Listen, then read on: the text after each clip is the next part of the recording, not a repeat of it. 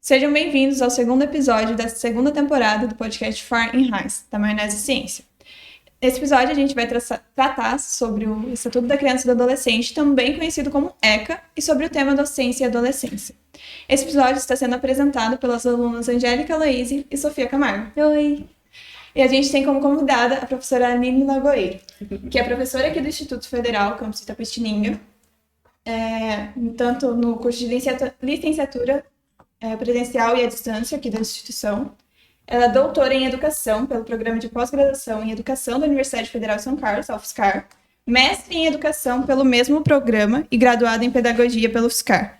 Ela atuou como pedagoga na Divisão de Desenvolvimento Pedagógico da Pró-Reitoria de Graduação da UFSCar e como tutora à distância do curso de graduação em Pedagogia da UAB UFSCar. Ela foi professora dos cursos de pós-graduação do Centro Universitário Claretiano e docente do ensino fundamental na Prefeitura Municipal de São Carlos, onde desempenhou ainda a função de gestora pedagógica de projetos. Seja muito bem-vinda, professora. Obrigada, meninas. É muito bom a gente continuar dialogando, né? A gente nunca para, né? A gente nunca para. Muito bom estar aqui. Então, para iniciar o tema sobre o ECA, a gente fez algumas perguntas para os alunos aqui do campus de Itapetininga, e a primeira foi... A primeira pergunta foi: você conhece o ECA? O que especificamente? E é curioso, professora, porque a maioria dos alunos aqui do Instituto do Ensino Médio, eles não conhecem. Alguns conhecem a sigla, mas não sabem o que é especificamente. E se a gente for buscar olhar para os alunos da licenciatura também, de física, eles também não ouviram falar ainda, alguns. Alguns sim, porque já estão mais para o final do curso, mas outros não. Eu achei curioso isso não ser falado tanto ainda na licenciatura, nem no começo e nem nas aulas ainda do ensino médio. E a partir disso, a gente também quer comentar sobre o que é, afinal, o ECA. O Estatuto da Criança e do Adolescente, Lei Federal número 8.069, do dia 13 de julho de 1990, que regulamenta o artigo 227 da Constituição Federal, que define as crianças, os serzinhos de até 12 anos, e os adolescentes, os seres de 12 aos 18 anos, como sujeitos de direitos em condição peculiar de desenvolvimento, que demandam proteção integral e prioritária por parte da família, sociedade e do Estado.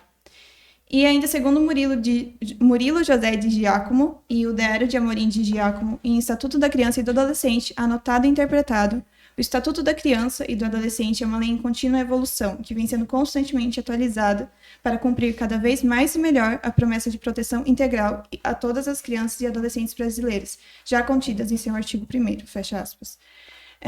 Literalmente, o primeiro artigo, ele fala, abro aspas, esta lei dispõe sobre a proteção integral à criança e ao adolescente, fecha aspas. E uma curiosidade, a última atualização do ECA foi no ano de 2019. E ainda segundo esses dois, eles, abro aspas, convém admitir que a lei, ainda que de reconhecida excelência, não tem o condão de por si só alterar a realidade social. O que transforma a sociedade é, na verdade, o efetivo exercício dos direitos previstos na lei, a partir de uma atuação firme e decidida daqueles de uma forma ou de outra detêm o poder e, por via de consequência, a responsabilidade para criar as condições e os meios indispensáveis ao exercício de tais direitos. É interessante alguns pontos aí que... Primeiramente, é interessante vocês fazerem as perguntas para os alunos, porque a gente vai criando uma ideia, será que conhece, não conhece? Ou a gente pressupõe que ninguém conhece, ou a gente pressupõe que todo mundo conhece, né? E aí a gente se depara com uma realidade de desconhecimento. Que, na verdade, quando a gente pensa nas políticas públicas, na legislação, né, que é a matéria primeira da política, ela é vista culturalmente como algo que ninguém, cidadão comum não pode entender. Então, para que ele vai se aproximar de algo que ele vai ler e ele não vai entender? E aí se construiu essa ideia, e isso eu acho que afasta, né, culturalmente as pessoas de conhecer a legislação e acabam desconhecendo os próprios direitos, né? Então vocês falaram algumas coisas aí, a Angélica colocou, né, sujeito de direitos, a criança, né? O século XX é um século dos direitos sociais, então o direito da criança ele figura como uma necessidade urgente, dado toda a evolução de como a criança foi vista na sociedade, primeiro como um adulto em miniatura, né? E aí a questão do trabalho, ela teve muito presente, do trabalho infantil, da violência, da criança como um objeto. Então, até hoje se discute assim, a criança, a educação infantil, direito de quem? É direito dos pais. Não, é direito da criança, né? Então, é muito difícil mudar essa visão acerca da criança, né? Você falou da condição peculiar de desenvolvimento. Entender que cada etapa da vida a gente tem, né, características diferentes. Não são exatamente iguais, mas tem características que se destacam e influenciam o trabalho, inclusive o nosso como professores. A questão da proteção integral prioritária, né? Então, sociedade, família, Estado. Eu acho que esse olhar para a criança e para o lugar dela na sociedade é importante. E aí quando você pega a criança, não só a criança, né, e o adolescente, né, que o ECA trata do adolescente, às vezes pegar o aluno do ensino médio e perguntar e ele não conhecer, é o direito dele também que está ali, muitas vezes ele não conhece. Acho que tornar as pessoas conhecedoras dos direitos que elas têm, né, independente da idade, é importante. E assim, você falou das evoluções, né? A lei está sempre em evolução, né? Todas as leis estão, porque a sociedade não é estática, então a lei ela diz respeito à necessidade da população, né? Que vai se modificando com o passar do tempo, né? Sim. Quando a gente perguntou para os alunos se eles conheciam, após eles falarem que não conheciam, a gente explicou brevemente para eles, né? Mostrou e tudo mais. Aí a gente veio perguntar sobre a importância da divulgação do ECA, após a gente ter explicado o que era. E as respostas foram muito melhores aí. Aí eles falaram que, nossa, que é muito importante ser falado principalmente nas escolas, porque são os direitos e deveres que o Estado tem ali sobre as crianças e o adolescente. Teve um aluno específico que ele disse que é não só importante a divulgação do ECA, quanto a fiscalização para ver se está sendo cumpridas certas leis. Eu achei isso muito legal, vindo de um aluno do ensino médio, ter esse pensamento. Tanto os alunos do ensino médio, quanto os alunos da licenciatura aí falaram o quão importante era saber os deveres e os direitos, e por assim vai. Daí eu achei interessante, a partir do momento que eles conheciam.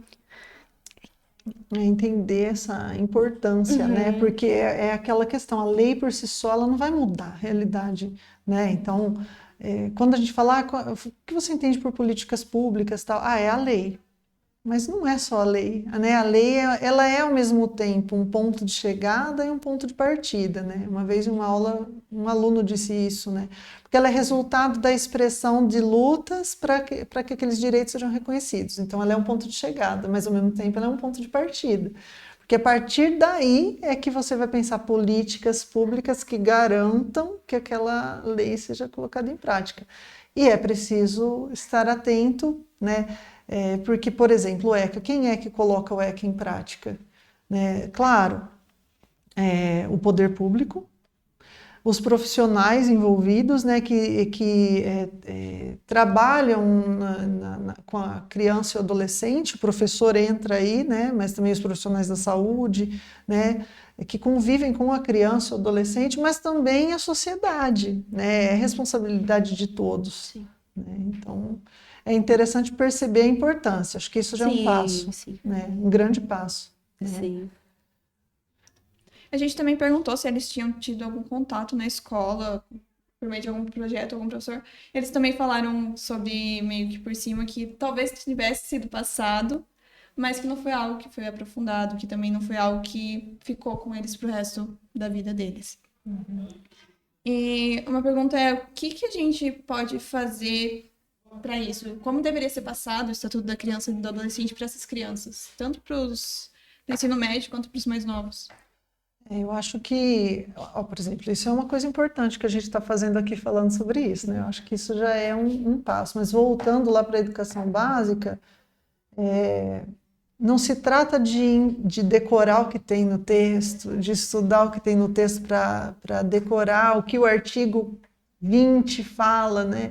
Eu acho que pensar a partir de situações do cotidiano. Eu acho que à medida que você promove diálogos que tratam dos direitos, você vai dando uma noção sobre quem a criança é na sociedade.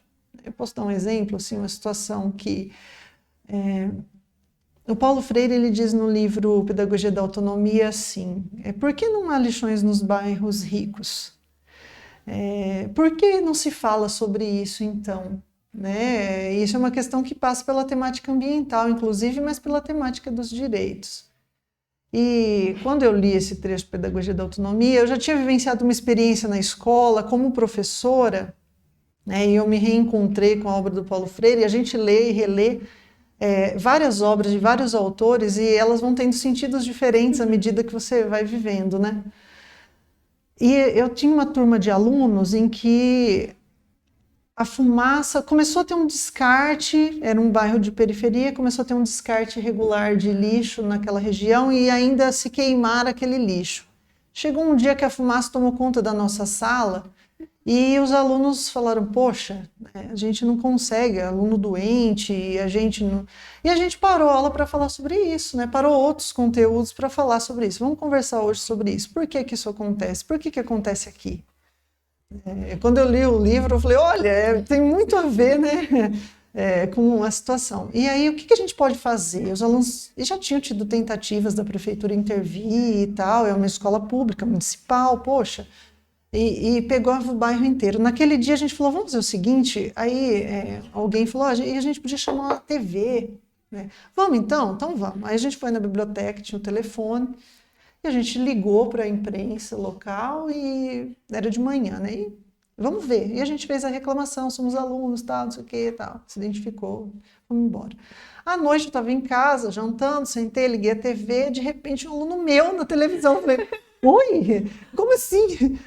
Dando entrevista, né? E aí, por quê? Tinham ido no lixão e o aluno morava, a casa dele, a parede da casa era do lado do lixão. E aí os repórteres queriam entrevistar alguém, eu dou a entrevista. E aí ele falou, tal. Teve um impacto que, fato é que retiraram, a prefeitura resolveu fazer o que estava sendo solicitado e ficaram livres do lixão, né? No dia seguinte, era o assunto: poxa, professora, olha só, tal. E eles tinham 6 anos, né? Era uma turma de crianças de primeiro ano, né? E ele deu entrevista lá, acho que ele tinha 7 e pouquinho, quer dizer, não tem idade para a gente discutir o direito, né? Então quer dizer que a gente pode se colocar.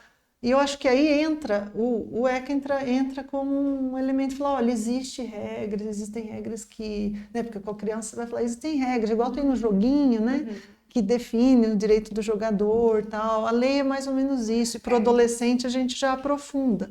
Acho que tem graus, né, de abstração, de relação, mas é a partir deles, eu acho, da história deles. Essa é uma história, eu aprendi muito, até hoje eu penso sobre essa experiência, né, porque para mim foi muito marcante, né, da prática. Então, acho que é uma forma, né, de olhar em volta. Às vezes em volta literalmente, né? Muito interessante essa história. Na hora que a senhora estava contando, parecia que, na verdade, era um aluno mais velho. Mas sim, muito legal que era alguém mais novo. E essa história de direitos, essa história de leis, a gente pode relembrar o Código de Menores, que ficou no Brasil, que prevaleceu no Brasil do ano de 1927 até 1990, onde todos, mas não para generalizar, a gente coloca quase todos os jovens e as crianças que eram vistos como perigosos ou estando em perigo, tanto por abandono, por ser carente, por ser infrator, ocioso, situação de rua, que apresentasse qualquer conduta antissocial, estivesse doente ou com deficiência, eram em algum momento encaminhadas a instituições de acolhimento. E alguns segmentos da sociedade, aquelas que estavam preocupados com os direitos humanos, começaram a se movimentar para que isso acabasse, porque, querendo ou não, a partir do momento que um jovem está confinado dentro de uma instituição, ele pode ser reprimido, corrigido de uma forma perversa, uma forma ineficiente também, e que não vai trazer nenhum resultado positivo. Foi daí que surgiu o Estatuto da Criança e do Adolescente, que acabou extinguindo o Código de Menores. Tem um comentário de uma matéria da FMP, da Fundação Escola Superior do Ministério Público, que fala, abro aspas, para esses, os chamados menores em situação irregular, a lei atribuía exclusivamente ao juiz a responsabilidade de determinar as providências com legitimidade inclusive para o uso de meios de força e da institucionalização como estratégia para impor as determinações. Os menores, de então considerados incapazes e, por isso, em razão do risco que apresentavam à paz social, eram meros objetos das providências determinadas pela autoridade competente, não em sua proteção, mas em proteção da sociedade. É uma mudança de visão, né? Porque antes você não protegia o menor, é o que você falou, você protege a sociedade dele, ele é um risco, né? Então, a gente tem relatos, registros históricos aí das políticas, né, que a gente fala de higienização da sociedade, né, higienistas de limpar os espaços públicos daquilo que suja, né, como se, né, o menor abandonado, a gente teve até os relatos, né, de morte, de extermínio dos menores, né, fatos que não dá para se negar, eles são históricos, e eu acho que a gente não pode deixar que eles sejam esquecidos, né? Quando você passa a institucionalização de uma política assim, ela é muito cruel, porque ela mexe também com a opinião pública, né? Então, todo menor de rua passa a ser visto como algo a ser eliminado, como algo que você tem que manter distância, como é um criminoso, e a gente vê ainda hoje, né, os dependentes químicos e toda essa discussão aqui no nosso estado, a gente vê em São Paulo principalmente, né, a questão de para onde vão, e aí não queremos aqui no nosso território, né, então não se olha para o outro como alguém que tem um direito, e como um ser humano igual a qualquer outro, né, e aí a gente cria o que é conhecido como aquela hierarquização social, né? Então, tem seres humanos que são superiores a outros seres humanos, né? Você vai hierarquizando e você precisa priorizar direitos daqueles que são hierarquicamente superiores, né? Então, você pensa quem é o homem civilizado, quem é o jovem e isso é muito perigoso, né? Porque a gente caminha por um individualismo. Então, acho que o ECA, ele modificou, até mesmo pelo contexto, né? A gente precisa lembrar que os anos 90, a gente tinha acabado de ter a promulgação da Constituição de 88, um período de redemocratização, um período de reconstrução social, dos direitos sociais. Então, a gente vê a urgência, né, a publicação do ECA como uma forma de colocar em prática os direitos garantidos pela Constituição. Né? Então, isso... por mais que a gente ainda tenha desafios, eu acho que isso foi um marco que a gente deve procurar resguardar na sociedade, na defesa do direito da criança, do adolescente. Ainda tem algumas coisas que acabam aparecendo das diferenças antes do ECA e o atual, que nem a senhora estava comentando. Nessa pesquisa sobre o ECA, eu acabei encontrando uma entrevista de uma mãe que não viveu durante a época do Estatuto da Criança e do Adolescente, e que ela trabalhou dos 8 até atualmente como faxineira, que ela até comenta no meio que ela só não cozinhava porque ela não sabia, isso com 8 anos. E em contrapartida tem a filha dela que nasceu na época do ECA e que a filha fala, ela não consegue se imaginar trabalhando. Ela só consegue se imaginar indo para a escola, brincando com os colegas e não consegue imaginar nenhuma outra criança trabalhando. E ela tem questão de 9 anos, foi na comemoração dos 30 anos essa entrevista. Atualmente ela deve estar com seus 11 anos. É muito bonito de ver essa mudança, mas é triste ao mesmo tempo ver que crianças tiveram que passar por isso. E há mais alguma mudança que a senhora vê? Essa questão que eu acho que é importante pensar, né? Ainda temos gerações que convivem o antes e o depois. Eu fiquei pensando aqui, não entregar minha idade, mas eu nasci antes da publicação do ECA. Mas eu era criança quando ele foi aprovado, né? Mas se a gente olhar para a trajetória, porque a história das pessoas mostra muito, né, sobre a história, porque a história das pessoas individualmente é a história do coletivo também, né? Se a gente olhar para a história dessa mãe, provavelmente ela valoriza muito o fato da filha estudar, da filha seguir, né? Acredito que sim. Eu tive uma mãe e um pai que vivenciaram isso. Eu trabalho meu pai aos 7, minha mãe aos 10 anos, não me engano. então não viveram oportunidades que a infância possibilita. E viam essa necessidade muito antes do ECA ser aprovado como política. Quer dizer, então ele é uma expressão de uma vontade da sociedade, né? O conceito que se tem de criança e do direito dela, eu acho que foi um marco fundamental.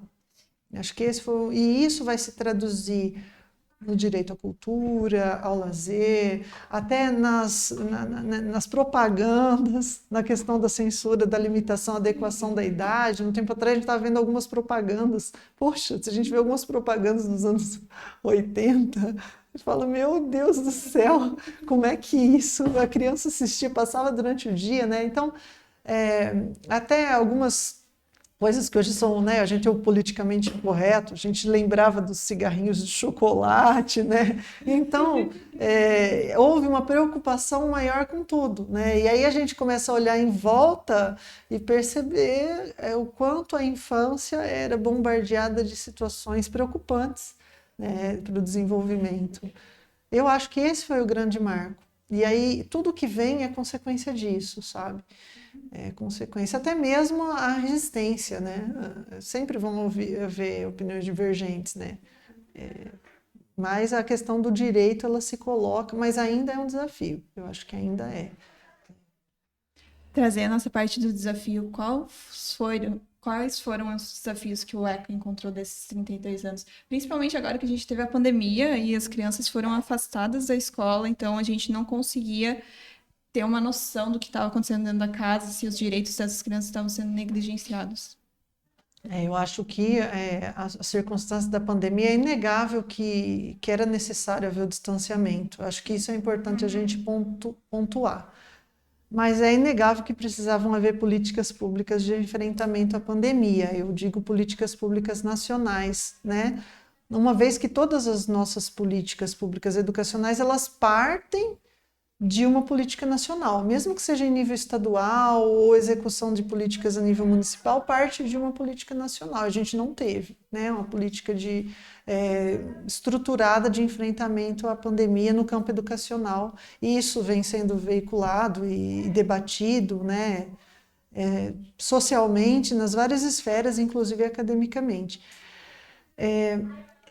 Essa questão da criança ficar apenas restrita ao ambiente familiar e da ausência de se preocupar com o direito à educação mostra o quanto a gente ainda tem que caminhar, né? Porque por mais que o direito à educação, o direito de todos, tal, e a legislação educacional prevê ensino remoto, inclusive em circunstâncias emergenciais, mas isso não havia uma estrutura, né, que se preparasse, como se isso nunca fosse acontecer.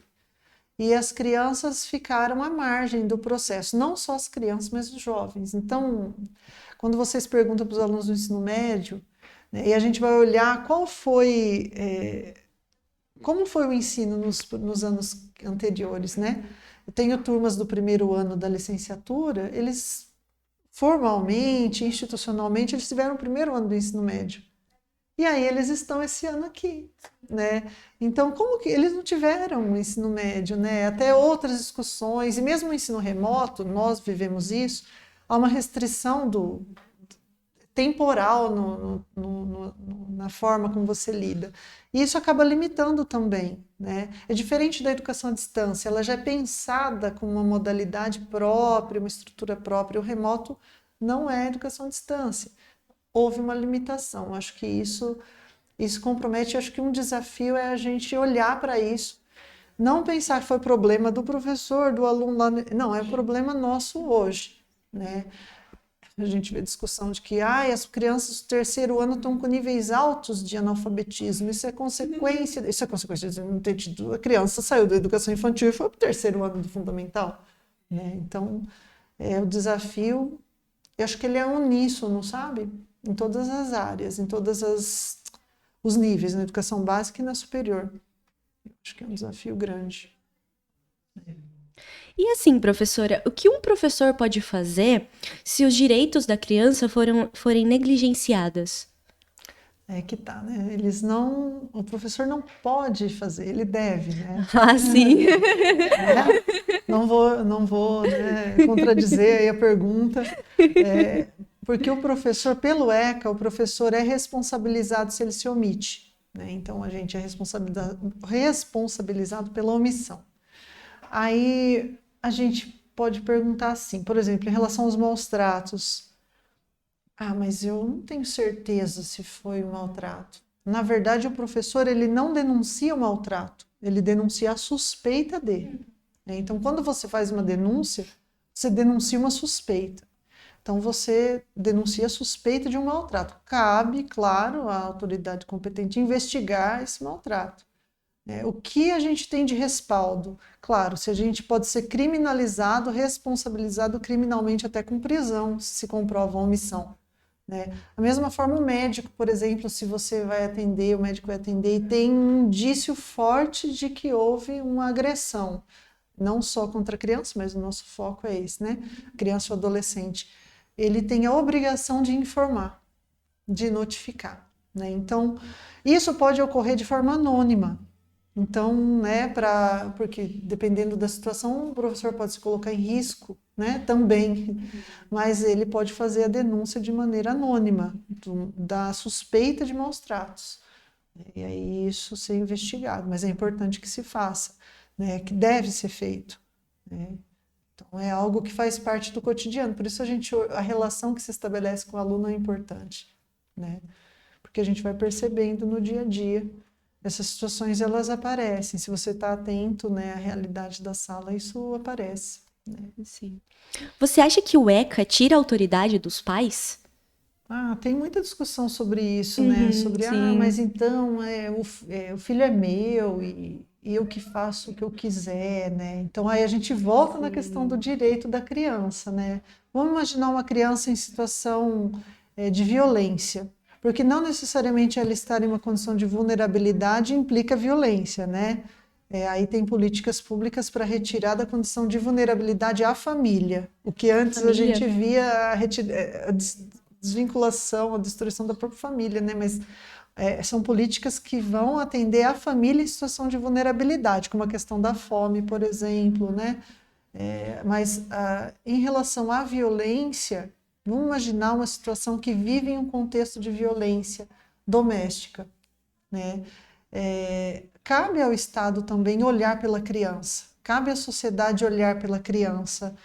Quem é que vai falar por ela, né? Porque ela está em uma condição peculiar de desenvolvimento, né? Muitas vezes ela não se dá conta de que aquela realidade ela tem direitos a serem assegurados, ela tem o direito à proteção, ela não precisa viver sendo espancada, por exemplo, mas aí é preciso que o outro, né, esteja presente, o outro sendo a sociedade.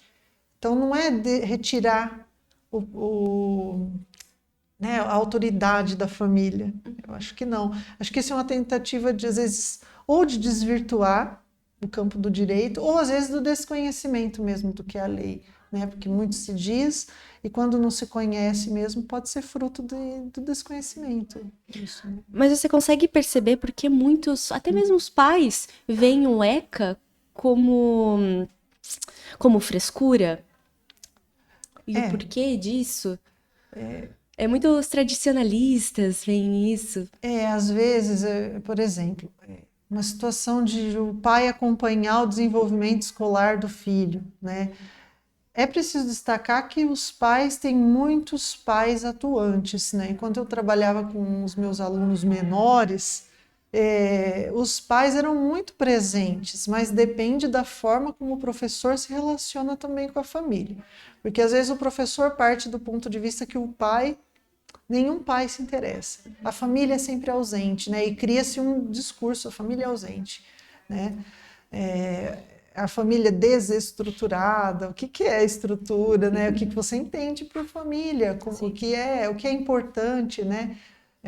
Então, a família pobre, a família, né? Cria-se uma visão muito preconceituosa. Mas também há casos em que os pais falam, por que esse professor quer que eu participe? Isso é a função dele, ele tem que ensinar, né? E isso não necessariamente na família vulnerável. Isso não é uma questão econômica, isso é uma questão cultural, né? Então, às vezes perceber que essas políticas aí que querem que responsabilizar a gente de outras coisas, querem que eu acompanhe, que eu zele pela matrícula, pela ida à escola, né? Uma situação assim, para que eu fico recebendo notificação da nota do meu filho? Isso aí é coisa do professor, né? Então, há visões que é uma questão complexa, né? Mas que tem os dois lados, e é preciso que a gente olhe. Mas eu acho que ainda a questão do desconhecimento ou do descompromisso, né, descomprometimento com a formação. Eu cuido da família, a escola educa, e aí vem aqui me responsabilizar, também tem esse olhar, né, essa maturidade para pensar no direito da criança. Agora, passando mais para o lado da formação de professores, a gente também fez perguntas para alguns professores aqui do campus se eles tinham visto sobre o ECA durante a sua graduação e de que forma que eles viram sobre isso. A gente fez pergunta para 3 professores e 2 deles responderam que não tinham visto sobre o ECA durante sua graduação e que se viram foram em disciplinas falando sobre legislação ou sobre a própria psicologia da adolescência, que daí tratava um pouquinho mais sobre o ECA. Um outro comentou que ele viu, mas depois da graduação, no seu mestrado ou doutorado, ele não lembrava. E só uma, mas ela é da área de ciências humanas, só um professor viu, e só viu porque era licenciatura e ciências humanas junto, porque estava na área dele. E como a senhora acha que é passado para os professores isso durante sua graduação? Eu acho que a gente tem diferenças muito grandes em determinados currículos, mesmo quando é o mesmo curso, né? Então, a gente discute, por exemplo, na área pedagógica, nós somos em 3, e às vezes a gente sabe que a formação de cada um teve uma ênfase maior em determinados pontos. Por outro lado, a gente também vai se envolvendo com determinadas temáticas ao longo da formação e vai assumindo como campo de pesquisa, isso vai delimitando. Mas a gente tem a formação de professores, é interessante pensar que se a gente tem uma concepção da formação que ela não se encerra na licenciatura, a gente tem que olhar também para a formação ao longo da carreira. Eu ainda acho que há muitos conteúdos que são pouco tratados. A questão da inclusão, por exemplo, é pontual nos cursos de licenciatura e trata do direito, e também envolve o direito da criança. Quanto ao Estatuto da Criança e do Adolescente, eu acho que fica mesmo... tem maior articulação quando a gente pensa na questão das políticas públicas, quando a gente pensa na psicologia da adolescência, quando a gente estuda currículo, às vezes passa por essa temática, mas falta uma articulação maior entre esses conhecimentos. A gente não vê a formação do professor dividida em compartimentos, e eu acho que isso também limita. Quando a gente pensa em formação ao longo da carreira, eu tive uma formação continuada quando eu era docente da prefeitura sobre maus tratos, Estatuto da Criança e do Adolescente, e eu aprendi muito nesse momento de formação. Eu aprendi na minha graduação, mas na formação continuada foi um momento muito, muito produtivo, porque eu estava em sala de aula com os alunos e debatendo essas questões na formação continuada. Então, acho que as políticas de formação continuada pouco se voltam para essa questão, né? Tanto na educação básica quanto no superior. Eu acho. A gente, por exemplo, tem muito pouco, fala muito pouco. Também, fica até uma ideia aí, né, de a gente pensar isso na formação continuada dos professores, né? A gente passa por questões, discutiu questões que perpassam, mas o ECA em si ainda é pouco tratado. Eu acho, e isso vai se refletir na prática, né, no cotidiano. Tanto que quando a gente pergunta para os alunos do ensino médio, eles não conhecem. Talvez seja também um reflexo disso. Não posso dizer que deveria ser obrigação do professor passar, mas pelo menos comentar, dizer a base disso. É importante que os alunos tenham essa visão. Sim. Mas, professora, como você definiria a docência? Docência. Bom, primeiro, o que é docência? É uma profissão. Eu acho que, né, ser professor é uma profissão e por mais...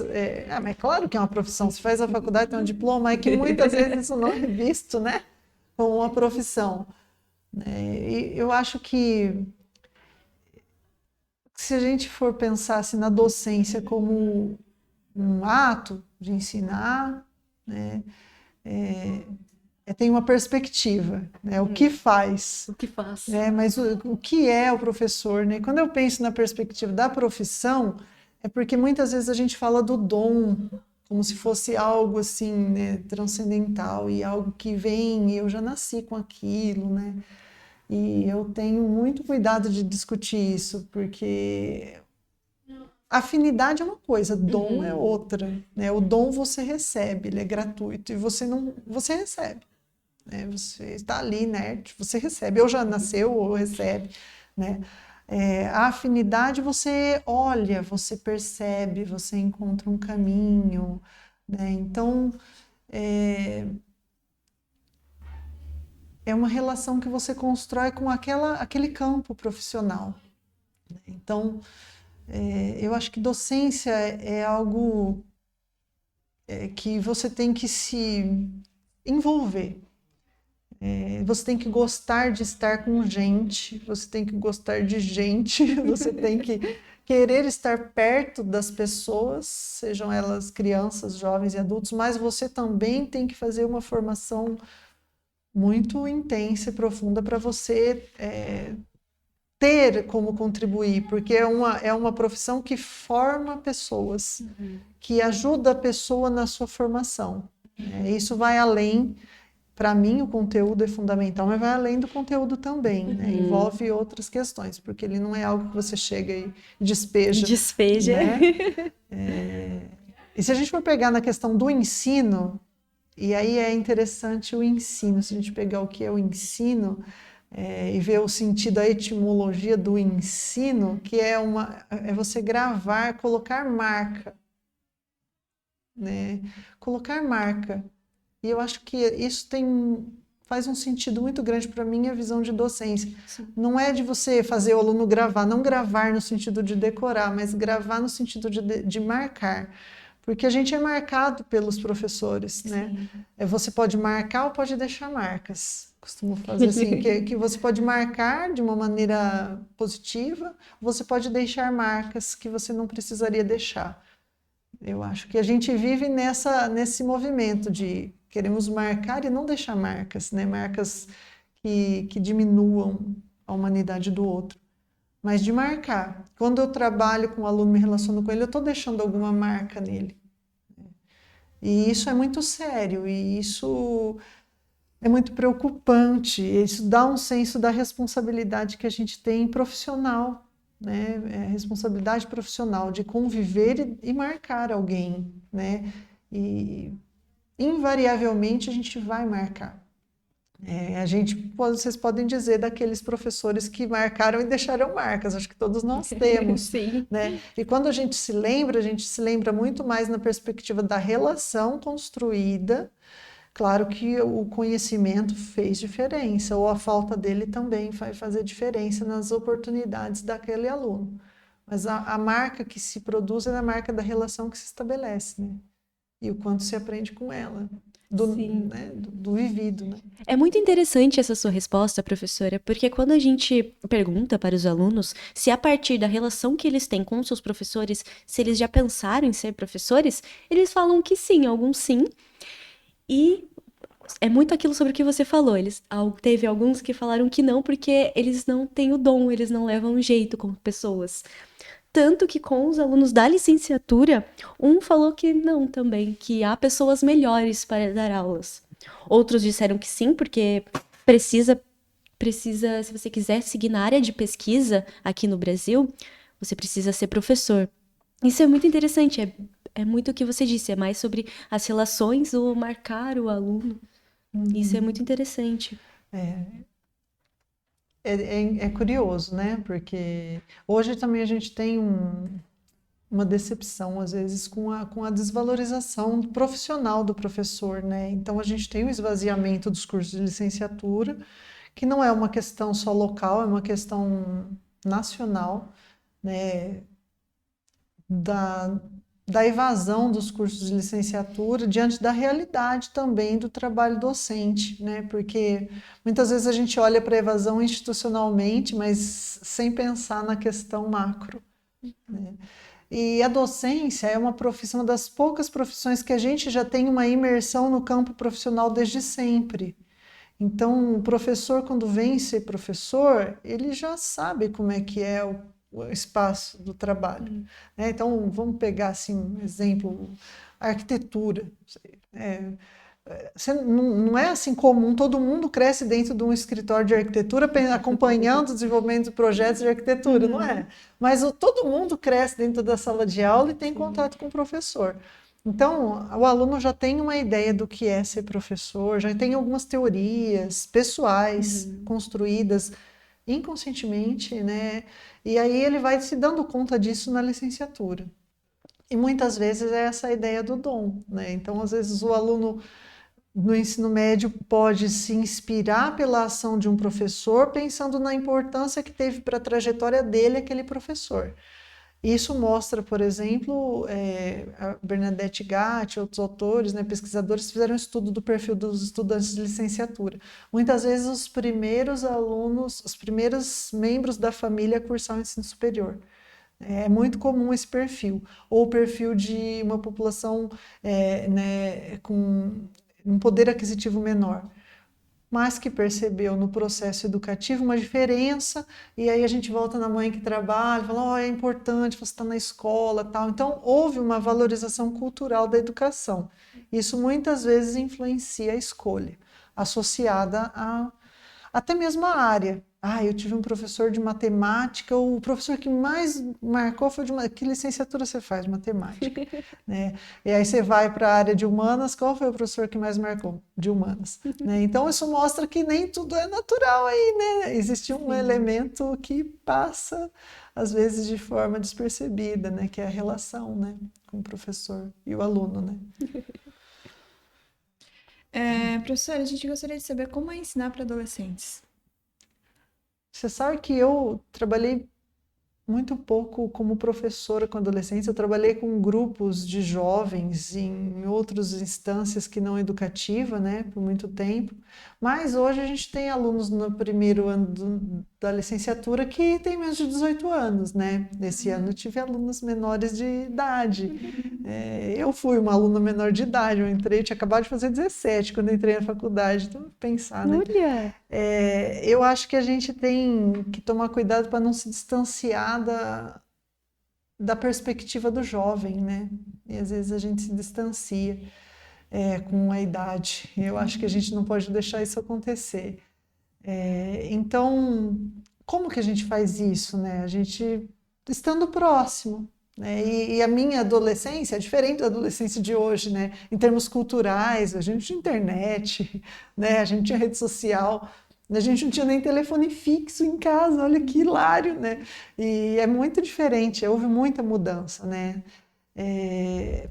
Então, eu acho que é o diálogo, é o estar próximo, é o querer conhecer, é o querer estar junto, ouvir, né? A paciência do professor de respeitar esse ritmo, claro que também ir impulsionando, mas ouvindo, né? Acho que tem que ser essa troca.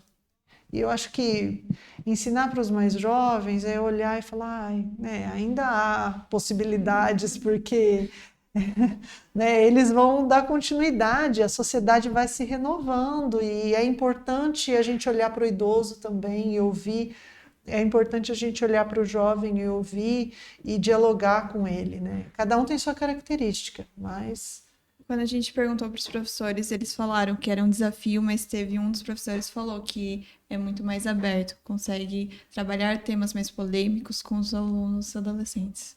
Vamos pensar assim, pensou se o adolescente que acha que tudo está perdido, né? Então ele já ficou, né?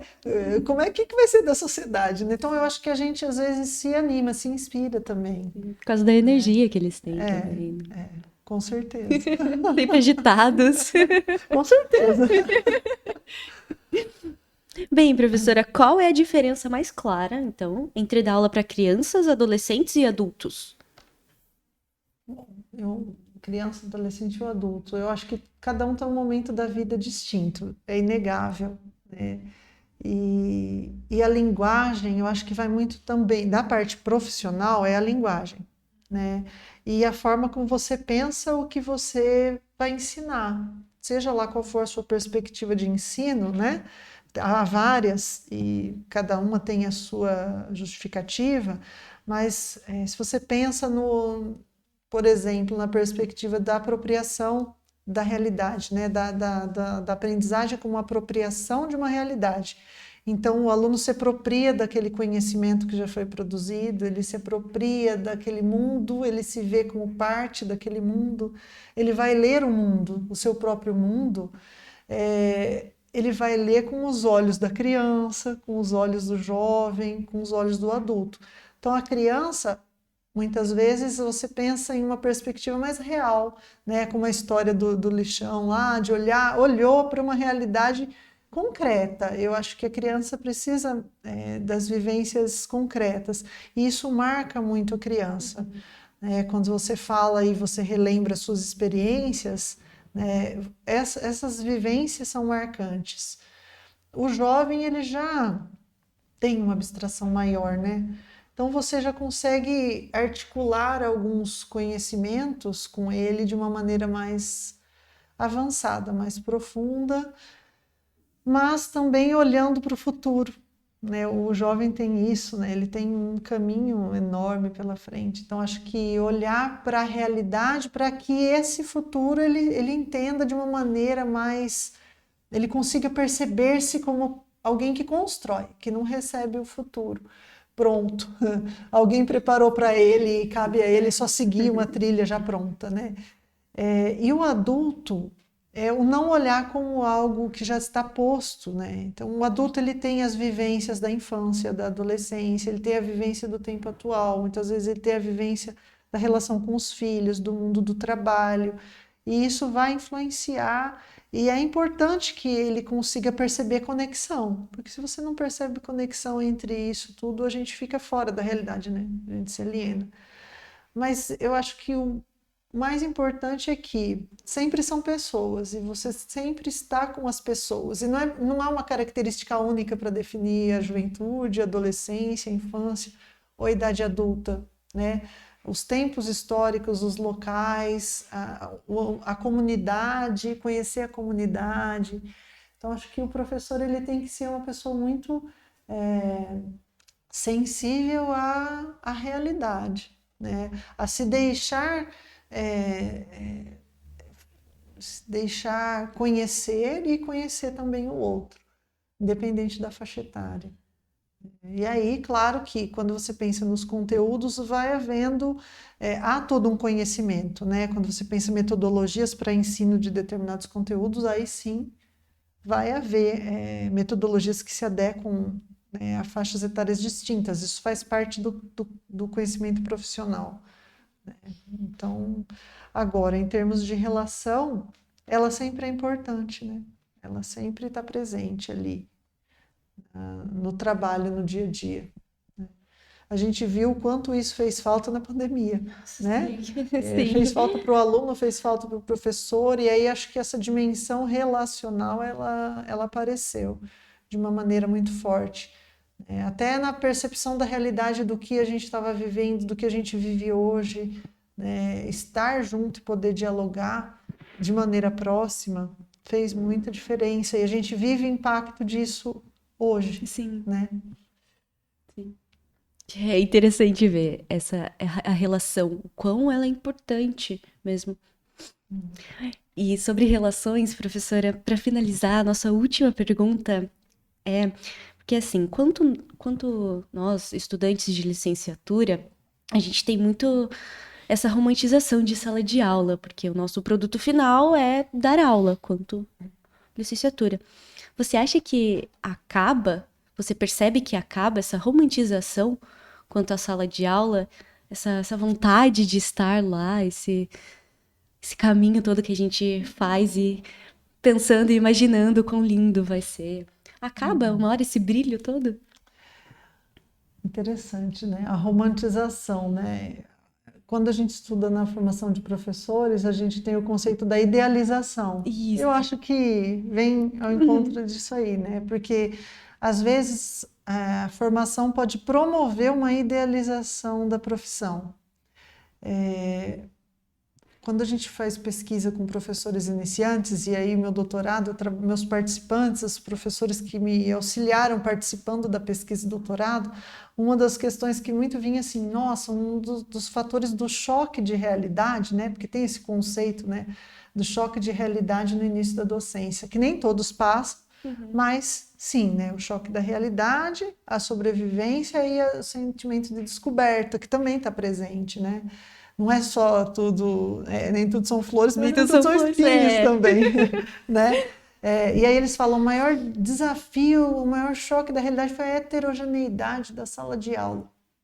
Você fala, ué, mas as pessoas são diferentes, então sempre vai ser heterogêneo, né? O que a gente está fazendo que a gente não está discutindo isso na sala de aula com os professores que estão se formando professores, né? Todos vão ser diferentes, não vai ter homogeneidade de nem dois, eles são indivíduos, né? E como é que você lida com a heterogeneidade na sala de aula, entende? E eu acho que a idealização, ela vem quando a gente entra, né? Porque a gente cria aquelas teorias sobre o que é ser professor e o que se pode fazer e tal. Cabe, na formação inicial, tratar das questões da docência como profissão na realidade, que também não é uma coisa assim desesperadora. É muito fascinante você trabalhar com as pessoas. É claro, se você não gosta, vai ser realmente bem frustrante, né? Se você não está preparado para lidar com pessoas e ouvir, é bem frustrante. Mas a docência é fascinante. Eu vivi um momento em que eu trabalhei na universidade como técnica e me distanciei da sala de aula, né? E aí atuava na pós-graduação paralelamente. Meu desejo era voltar integralmente para a sala de aula, porque é um espaço em que tudo se renova. Então, assim, eu acho que a gente aprofunda um pouco a visão que a gente tem, né? Não para ser um balde de água fria, mas para a gente olhar para a formação do outro e ver como é encantador. Eu acho que não é a visão romântica, não é uma postura mais romântica, mas eu acho que é uma postura sensível. Entendi. Eu acho que sensível do ponto de vista da percepção, de perceber o outro. E isso vai se desdobrar, né, na minha perspectiva, com um compromisso. Então, eu acho que a gente se compromete. Se a gente é sensível ao outro, isso passa a ser um compromisso, né? Em que você se cobra em ser melhor, em que você se cobra em levar o conteúdo, em que você se cobra quando o aluno não aprende, em que você se cobra como vai ser, eu não posso deixar ele passar por aqui. É um compromisso sem tratar dessas questões, mas eu preciso tratar disso. Então, eu acho que é um compromisso. Aí você transforma essa romantização ou idealização para uma sensibilidade, uma percepção para o que você faz. E isso também te ajuda a permanecer vivo na profissão, porque senão, né, se a gente achar que tanto faz, a gente também vai se frustrando com a gente mesmo. Acho que se chegar ao ponto de, olha, o que eu faço não tem sentido nenhum, não vejo, aí é hora de seguir por outro caminho, né? A docência não pode ser o caminho da desesperança, né? Mas não romântico também. Entendi. Não romântico, mas compromissado, né? Consciente. E aí, então, implica eu estar sempre estudando, implica eu estar me formando, porque é um compromisso porque eu estou sensível ao outro, né? A necessidade. Não posso me furtar o compromisso que eu assumo com a outra pessoa. Né? Que muitas vezes, né, não é simples, né? No cotidiano, no dia a dia, eu acho que o cotidiano da profissão é árduo, isso não dá para dizer que não é, independente do nível básico, superior ou das etapas lá, infantil, ensino médio, ensino fundamental, o cotidiano é árduo, né? O tempo do professor é muito intenso, dentro e fora da sala, antes e depois da aula, né? Então, eu acho que não é o romântico. O romântico ele vai ganhando um formato aí. Um formato. E se transforma num compromisso. É uma boa definição. Muito obrigada, professora. Faz muito sentido a sua resposta, professora, realmente. E eu acho que é isso. Certo. Muito obrigada, professora, de novo, pela sua presença, pela sua atenção com a gente. Agradeço. Muito importante a gente ter esse diálogo, né? Tanto sobre o ECA, quanto sobre um pouco sobre docência e toda essa acessibilidade, como você disse.